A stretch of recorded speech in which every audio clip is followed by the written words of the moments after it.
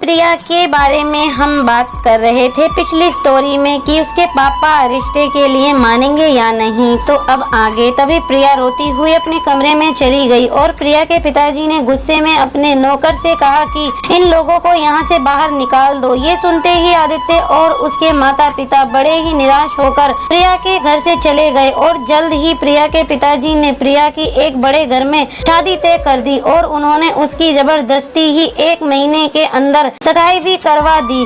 उधर आदित्य की रेलवे में नौकरी भी लग चुकी थी। तब एक दिन अचानक प्रिया ने आदित्य को फोन करके ये कहा कि आदित्य तुम कहाँ चले गए थे? मैंने कितनी बार तुम्हारा नंबर मिलाया लेकिन तुम्हारा नंबर बंद जा रहा था और मैंने अपनी सहेली को भी कितना बार तुम्हारे घर पर भेजा था मगर तुम्हारे घर तो ताला लगा हुआ था। फिर तुम्हारा एक दोस्त मिला तो मैंने उससे तुम्हारा नंबर लेकर तुम्हें फोन किया है। मेरे पिताजी ने मेरी सगाई जबरदस्ती ही किसी और से करवा दी लेकिन मैं तुम्हारे बिना नहीं रह सकती। तुम जल्दी यहाँ आ जाओ आदित्य वरना मैं अपनी जान दे दूंगी। तब आदित्य ने कहा कि प्रिया मैं भी तुमसे प्यार करता हूँ लेकिन प्लीज तुम ऐसा कोई भी कदम मत उठाना कि जिसकी वजह से तुम्हारे घर वालों को शर्मिंदा होना पड़े। और प्रिया अगर हमारा प्यार सच्चा होगा तो हमें मिलने से कोई नहीं रोक सकता। और प्रिया अगर हमने घर से भागकर शादी कर भी ली तो तुम्हें पता है जीवन के आने वाले वक्त में हमारे बच्चे भी ऐसा ही करेंगे और फिर हमें भी बहुत शर्मिंदा होना पड़ेगा। इसलिए प्रिया हमें हमारे प्यार पर पूरा विश्वास रखना चाहिए और उस भगवान पर भी जिसने हम दोनों को सच्चा प्यार करवाया। अब बस तुम वैसा ही करो जैसा तुम्हारे घर वाले तुमसे कह रहे हैं। ये बात कहते हुए आदित्य की आंखों में आंसू आ रहे थे लेकिन उसने अपना सारा दर्द छुपाते हुए प्रिया को गलत कदम उठाने से बचा लिया। अब प्रिया ने रोते हुए आदित्य से ये कहा कि आदित्य मैं तुम्हारे कहने से अपने परिवार की बात मानकर ये शादी जरूर कर लूंगी मगर तुम ये बात याद रखना कि शादी करके किसी और के पास मेरा शरीर ही जाएगा मगर मेरी आत्मा हमेशा सिर्फ तुमसे ही प्यार करेगी।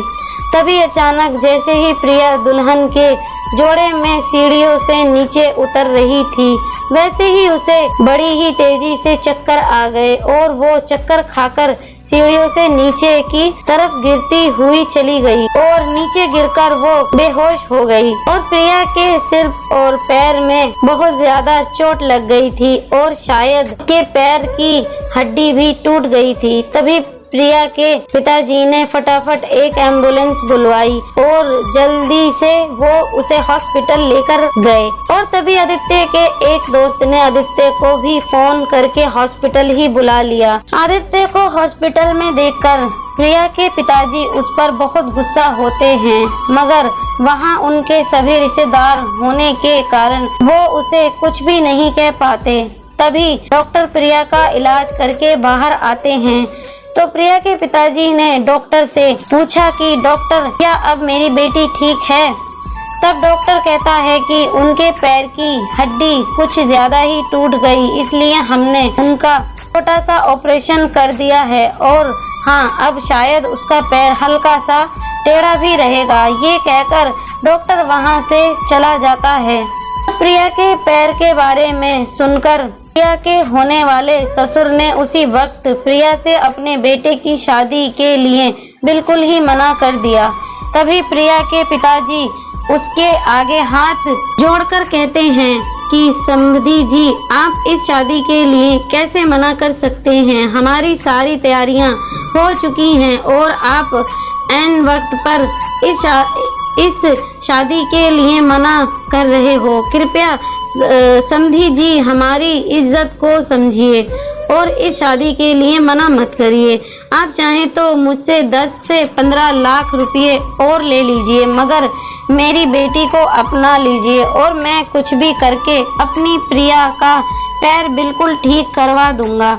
तभी दूल्हे का बाप प्रिया के पिताजी का हाथ हटाते हुए गुस्से में कहता है कि तुम्हारी औकात ही क्या है? मेरे सामने तुम मेरे बेटे को क्या 10 से 15 लाख रुपए में खरीदना चाहते हो? तुम्हें पता भी है 10 से 15 लाख तो मेरा बेटा यूं ही खर्च कर देता है और तुम्हारी बेटी के साथ अपने बेटे की शादी में इसलिए करवा रहा था क्योंकि तुम्हारी बेटी बहुत ही सुंदर थी, मगर अब तो उसका पैर ही टूट गया और हमारे यहाँ इसे अपशगुन कहते हैं। इसलिए मैं अभी के अभी तुम्हारी बेटी के साथ अपने बेटे का रिश्ता पूरी तरह तोड़ता हूँ। ये कहकर वो अपने बेटे और पूरी बारात को वापस लेकर चला जाता है और इस बात से दुखी होकर प्रिया के पिताजी हॉस्पिटल में ही बहुत रोने लग जाते हैं और उन्हें वो सारी बात याद आ जाती है जो उन्होंने आदित्य के पिताजी से कही थी और उनकी बहुत बेइज्जती भी की थी।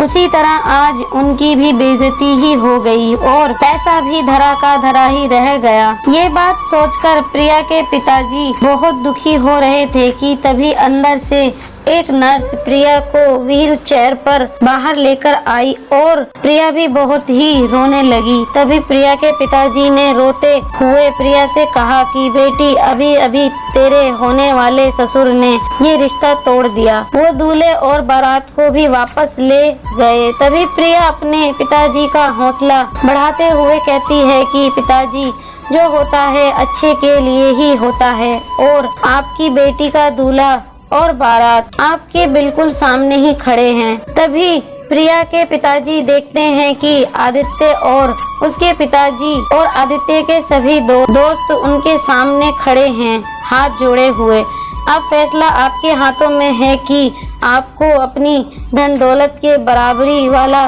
लड़का चाहिए है या आपकी इज्जत करने वाला और मुझसे सच्चा प्यार करने वाला।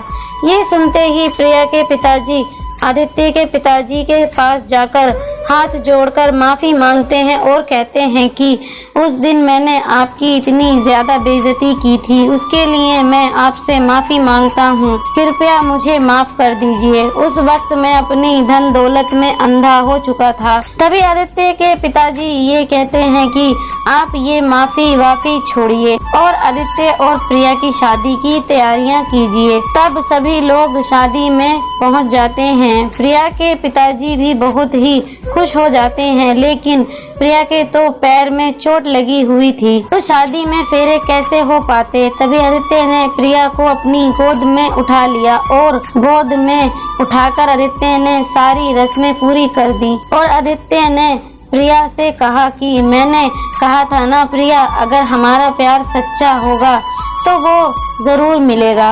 ये सुनते ही प्रिया बहुत ही खुश हो जाती है और आदित्य की गोद में बैठे बैठे ही उसकी बाहों में लिपट जाती है और मिल जाता है आदित्य और प्रिया का सच्चा प्यार। तो दोस्तों, इस कहानी में प्रिया के पिताजी को भी सबक मिल गया और आदित्य व प्रिया का भी प्यार मिल गया। स्टोरी आपको कैसी लगी आप हमें कमेंट करके अपनी राय दे सकते हैं और ऐसी ही और इंटरेस्टिंग वीडियोस के लिए हमारे चैनल को सब्सक्राइब करना बिल्कुल ना भूलें और बेल नोटिफिकेशन को भी ऑन कर लें ताकि आने वाली न्यू लव स्टोरी आपके पास सबसे पहले पहुंच सके।